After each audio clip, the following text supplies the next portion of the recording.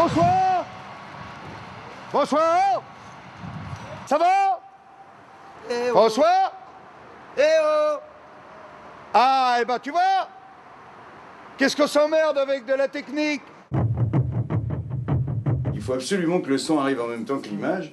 Et comme on va avoir 4 écrans énormes, cadrés comme ça, tu as la bouche qui fait 6 mètres de large. Hein, donc seulement 2 images de retard, c'est-à-dire à partir de 30 mètres ou 40 mètres, tu commences à ruiner une image et demie, 2 images de retard. Ton cerveau commence à le percevoir à 197 mètres, 3 fois 7, 21, 21 images, 20 images dans le cul. Là, c'est imbitable. L'idée que j'ai eue, c'est de repartir du principe du théâtre grec, où tout le public est à la même distance.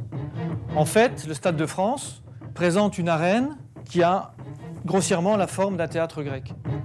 Simplement, on a un parterre, le terrain, qui vient casser cette logique.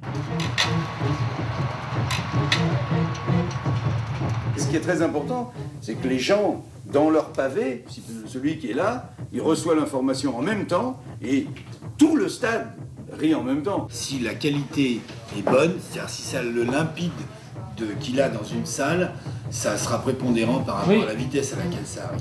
Et donc j'ai conçu 2 systèmes de sonorisation différents. Un premier destiné à la couverture du parterre et un deuxième indépendant destiné à la couverture des gradins. Je dis c'est un casse-tête. Je serais vraiment très curieux de savoir, est-ce que ça provoque une cacophonie absolument insupportable ou est-ce qu'on est bien partout? Tu seras obligé quand même de délayer les endroits au fur et à mesure que tu avances, non? Ah non, ça c'est pas possible ça. Non. Hey! J'ai de l'écho, j'en avais pas hier. Il y a des nouveaux outils qui existent. Il faut me laisser réfléchir un petit peu. Je voudrais bien qu'on constate sur le terrain que si on divise ce petit problème qui effectivement est énorme, si jamais tu reçois une source importante et que tu en reçois une là, tu vas pas la recevoir en même temps et qu'elles vont se gêner, mais c'est justement l'idée de la multiplicité des enceintes De séparer. Fait que normalement on devrait ressentir plus la présence de celle qui nous intéresse que de l'autre, quoi. De faire partir justement tout en même temps. Le système destiné à la couverture du parterre est le plus innovant. On utilise une multitude de petites enceintes qui ne couvrent que la zone pour laquelle elles sont installées. Et donc, elles peuvent fonctionner sans retard. Le deuxième système est un système plus classique, installé au sol et dirigé vers les gradins. On est d'accord Arnaud, hein? Donc A Sodius, B Sub, 1 et Est-ce 2. que tu as déjà tenté de faire un truc pareil? En source indépendante, non, honnêtement. Ce système de sonorisation, c'est un prototype. On n'avait aucun exemple sur lequel s'appuyer. Il a fallu donc le simuler sur ordinateur pour vérifier son fonctionnement. Et surtout, on avait aussi besoin de l'essayer avec du public, du vrai public. Et donc, j'ai demandé à Bruno d'organiser des essais en grandeur nature dans le stade. Tout ça se présentait d'une façon assez logique. Il fallait faire ces répétitions le 20 avril.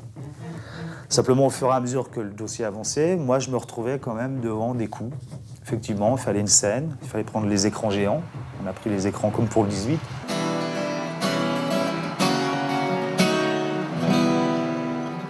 Il fallait mettre le son en place et il fallait faire rentrer 20 000 personnes au Stade de France, qui n'est pas une mince affaire. Je suis allé voir Jean-Marie avec mes dossiers. Voilà, Jean-Marie. Le Stade de France, ça a un coût. Pour les répétitions, ça va coûter tant, plus le spectacle en lui-même. Qu'est-ce qu'on fait? Est-ce qu'on fait les répétitions? Est-ce qu'on fait pas répétition? Il y a un petit moment de recul, pas trop longtemps. Il m'a regardé, il m'a dit Bruno, banco, on fait répétition.